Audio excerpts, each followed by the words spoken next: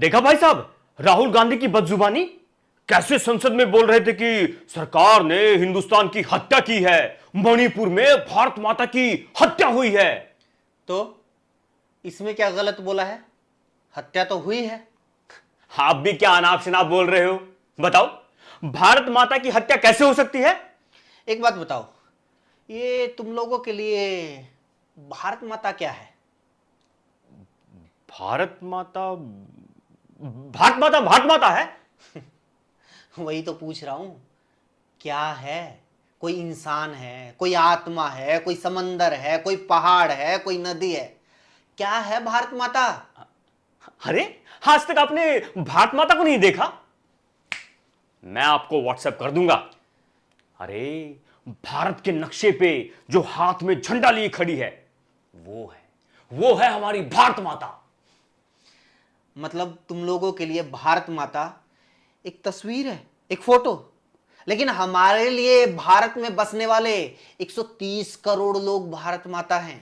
जब भी दरिंदों की भीड़ द्वारा महिलाओं को नंगा करके सड़कों पर घुमाया जाता है तो भारत माता की हत्या होती है। जब भी कोई राज्य कई कई महीने तक जलता रहता है, महिलाओं और बच्चों को जिंदा जलाया जाता है और डबल इंजन की सरकार तमाशा देखती रहती है तो भारत माता की हत्या होती है। जब भी भारत के तिरंगे को पूरी दुनिया में लहराने वाली भारत माता की बेटियों को सड़कों पर घसीटा जाता है तो भारत माता की हत्या होती है। जब दिल्ली के बॉर्डर पर भारत माता के बच्चों का पेट पालने वाले 750 अन्नदाता अपना दम तोड़ देते हैं तो हर मौत के साथ भारत माता की हत्या होती है। जब भारत माता के लिए अपना शीश कटाने वाले सिखों, पंजाब और हरियाणा के किसानों को एक पार्टी की ट्रोल आर्मी, उसके प्रवक्ता और नेता खालिस्तानी और देशद्रोही बोलते हैं तो भारत माता की हत्या होती है। जब बिहार की सरकार को बदनाम करने के लिए तमिलनाडु में प्रवासियों पर हमले का झूठ फैलाया जाता है, दो राज्यों को आपस में लड़ाने की कोशिश होती है तो भारत माता की हत्या होती है।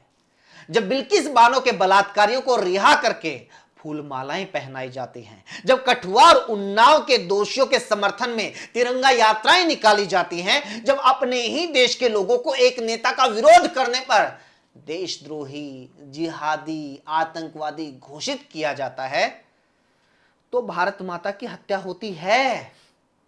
अच्छा, सिर्फ बीजेपी शासित राज्यों में ही हत्या होती है? जब राजस्थान या पश्चिम बंगाल में कुछ होता है तो वहां भारत माता की हत्या नहीं होती। उसके बारे में कभी चर्चा क्यों नहीं करते? अबे, राजस्थान और पश्चिम बंगाल में 3-4 महीने से सरकार गायब नहीं है।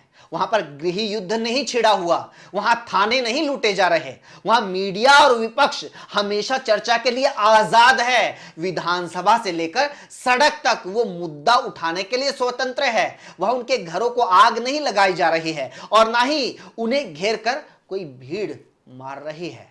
अगर ऐसा कुछ हो भी रहा है और तुम लोगों को लगता है कि प्रदेश सरकार वहां कुछ नहीं कर रही है तो देश के गृह मंत्री के पास पावर है प्रदेश सरकार को नोटिस भेजने की, जवाब मांगने की। राज्यपाल और केंद्रीय एजेंसियों के पास पावर है एक्शन लेने की। लेकिन ये सब करने की बजाय सिर्फ मणिपुर से ध्यान भटकाने के लिए दूसरे राज्यों का जिक्र करना, ये बताता है कि तुम लोगों की मंशा क्या है। अरे, विपक्ष अगर मणिपुर पर चर्चा की मांग कर रहा है तो उसका मकसद है कुछ, उसका मकसद है कि उसके उठाए गए मुद्दे पर सरकार कोई एक्शन ले ताकि जलते हुए राज्य की आग को बुझाया जा सके। दरअसल विपक्ष चर्चा के जरिए एक्शन की मांग कर रहा है, लेकिन जिन लोगों के हाथ में खुद एक्शन लेने की पावर है और वो लोग सिर्फ चर्चा का झुनझुना बजा रहे हैं तो समझ में आता है कि उनका मकसद क्या है। सिर्फ और सिर्फ दूसरों पर कीचड़ उछालना और अपनी जिम्मेदारी से भागना, और कुछ नहीं।